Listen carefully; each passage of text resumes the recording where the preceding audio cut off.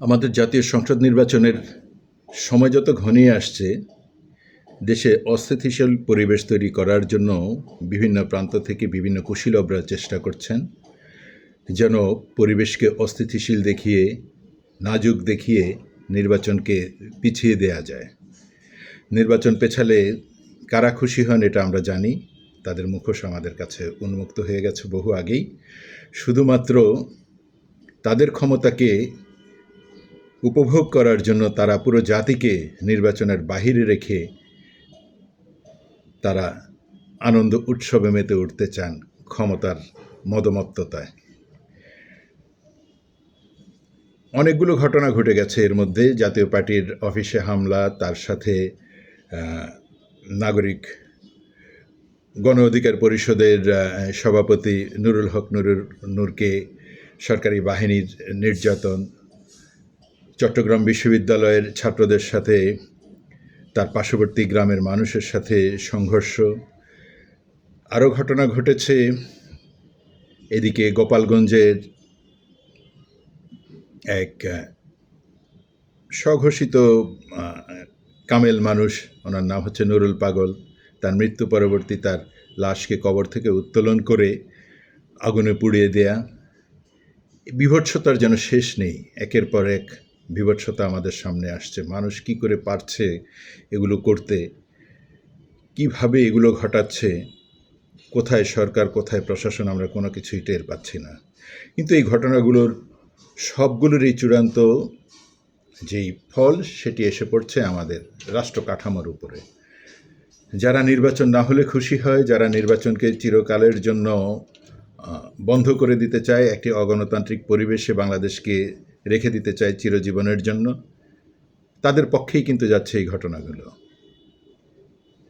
একটি লাশ কবর থেকে তুলে তারপর তাকে আবার আগুন দিয়ে পুড়িয়ে ফেলতে হবে, এই বীভৎসতার সাক্ষী হতে হবে আমাদেরকে। সরকার সেখানে নিন্দা জানিয়ে শেষ করছে তার দায়িত্ব। ঢাকা বিশ্ববিদ্যালয়ের ছাত্র সংসদের নির্বাচন হবে আজ 9 সেপ্টেম্বর। এ নিয়ে তুমুল তর্ক বিতর্ক চলেছে সারা দেশব্যাপী, এবং দেশের বাইরে থেকেও অনেকেই এটার সাথে নিজেদেরকে যুক্ত করেছেন। পক্ষে বিপক্ষে অনেক কথাই বলেছেন। এই নির্বাচন হতে হবে, এটাই হচ্ছে সবার কথা, এবং নিয়মিতভাবে হওয়াটাই হচ্ছে একটি সুন্দর গণতান্ত্রিক পরিবেশ তৈরি করার ক্ষেত্রে অগ্রণী ভূমিকা পালন করবে। কিন্তু এখানে আমরা দেখছি কিছু কিছু মানুষ এটাকে প্রচণ্ড রাজনৈতিক রং দিয়ে এমন একটি অবস্থা তৈরি করার চেষ্টা করছে, এখানে তাদের সমর্থিত সংগঠনগুলো বা তাদের সমর্থিত প্যানেলটি বিজয়ী না হলে দেশ ভারত হয়ে যাবে। আবার বিপক্ষরা বলছে তাদের সমর্থিত প্যানেলটি বিজয়ী না হলে দেশ পাকিস্তান হয়ে যাবে। কি আশ্চর্য কথা! ভারত থেকে বিভক্ত হয়েছি আমরা 1947 সালে।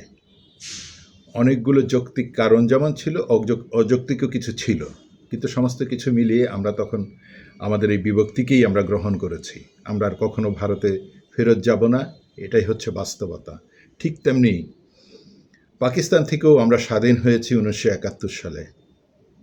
সেখানেও অনেক অনেক অনেক বাস্তবতাই আমাদেরকে ঠেলে দিয়েছে স্বাধীনতা যুদ্ধে অংশগ্রহণ করার জন্য, এবং যুদ্ধের মধ্যে দিয়ে, রক্তের মধ্যে দিয়ে অনেকগুলো প্রাণের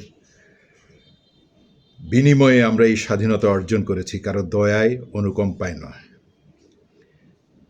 এখন কেউ কেউ বলছে সেই স্বাধীনতাটাই নাকি ভুল ছিল, পাকিস্তানে নাকি সঠিক ছিল। হ্যাঁ, সেটা তার ব্যক্তিগত মতামত হতেই পারে, কিন্তু স্বাধীনতার এই 54-55 বছর পর এসে যারা এই খোয়াব দেখছেন, তাদেরকে আমরা নিশ্চয়ই সুস্থ কোনো মানুষ ভাবতে পারি না। বাংলাদেশ বাংলাদেশই থাকবে।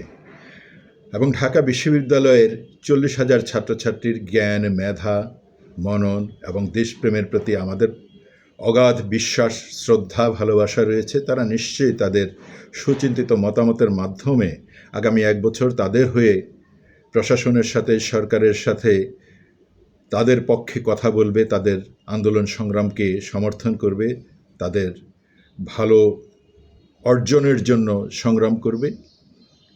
এমন নেতাদেরকে তারা নির্বাচিত করবেন, এমন প্যানেলকে নির্বাচিত করবেন, এই বিশ্বাস আমাদের নিশ্চিত করেই আছে।